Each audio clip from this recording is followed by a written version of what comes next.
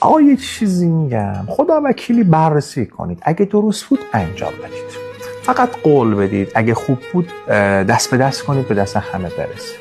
قدیمی خیلی خوب میگفتن که اگه میخوای عزیز بشی یا باید دور بشی یا توی گور بشی. ماها این روزا بیشتر قبر شناسیم تا قدر شناس.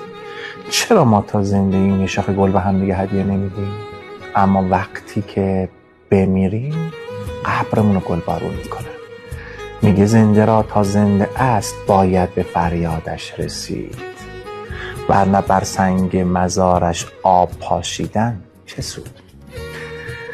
بیا آدمای اطرافتو بررسی کن، آدمای کانتکت موبایلت، کسایی که توی یک هفته گذشته بهشون زنگ زدی، چند نفرشون خدایی نکرده اگه نباشن بابت نبودنشون ناراحت میشی، اشک میریزی، از این تا جای گل واسه